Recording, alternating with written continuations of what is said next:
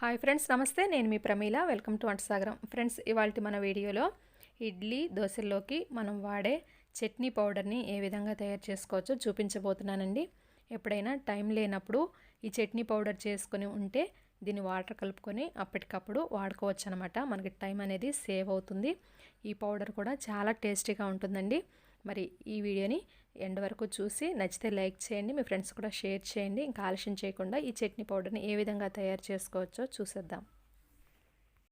Stove మీద పల్లీలు వేపుకోవడానికి ఒక మూకుడు పెట్టుకొని 1 కప్పు పల్లీలని యాడ్ చేసుకోండి. వీటిని లో ఫ్లేమ్లో ఉంచుకొని వేయించుకోండి. ఇవి లైట్గా వేగిన తర్వాత మీరు తినే ఘాటుకు తగ్గట్టుగా ఎండుమిర్చిని యాడ్ చేసుకోండి. అలాగే కొద్దిగా కరివేపాకును కూడా యాడ్ చేసుకొని కలుపుకుంటూ దోరగా వేయించుకోవాలి. తర్వాత 1/2 టీ స్పూన్ జీలకర్రను కూడా యాడ్ చేసుకొని వేయించుకోండి. ఇవన్నీ వేగిన తర్వాత కరివేపాకును పట్టుకొని ఈ విధంగా నలిపినప్పుడు అది పొడి అవ్వాలన్నమాట. అలా పొడి అయినప్పుడు అరకప్పు వేయించిన శనగపప్పుని యాడ్ చేసుకోండి. అలాగే కొద్దిగా క్లిప్లో చూపిస్తున్నట్లుగా చింతపండుని యాడ్ చేసుకోండి. ఈ వేయించిన శనగపప్పుని వేసుకున్న తర్వాత 2 నిమిషాలు ఫ్రై చేసుకుంటే సరిపోతుందన్నమాట. చివర్లో కొద్దిగా వెల్లుల్లి రెబ్బల్ని కూడా యాడ్ చేసుకొని స్టవ్ ఆఫ్ చేసుకోండి. మీకు ఇష్టమైతే కొద్దిగా ఎండు కొబ్బరి కూడా వేసుకొని 1 నిమిషం పాటు ఫ్రై చేసుకోండి.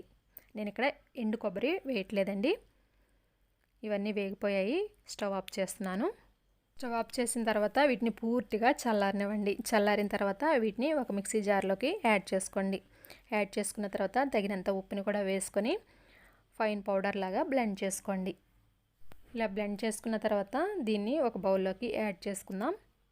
తర్వాత స్టవ్ మీద ఒక చిన్న ప్యాన్ పెట్టుకొని దానిలో 1 టేబుల్ స్పూన్ ఆయిల్ని యాడ్ చేసుకోండి. దానిలో 1 టీ స్పూన్ ఆవాలు, 1 టీ స్పూన్ మినపప్పు, 1 టీ స్పూన్ పచ్చెనగపప్పు, 2 లేదా 3 ఎండుమిర్చిని బ్రేక్ చేసుకొని యాడ్ చేసుకోండి. ఆవాలు చిట్టపట్టమన్న తర్వాత కొద్దిగా కరివేపాకును కూడా వేసుకొని కలుపుకోండి.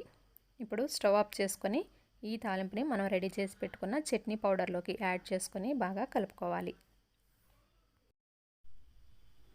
ఇలా కలుపుకున్న తర్వాత దీన్ని ఎయిర్ టైట్ బాక్స్లో పెట్టుకొని ఫ్రిడ్జ్లో పెట్టుకున్నారంటే నెల రోజుల పాటు నిల్వ ఉంటుంది. మనకు అవసరమైనప్పుడు దీని నుంచి కొద్దిగా తీసుకొని వాటర్ కలుపుకొని చట్నీలాగా తయారు చేసుకోవచ్చు.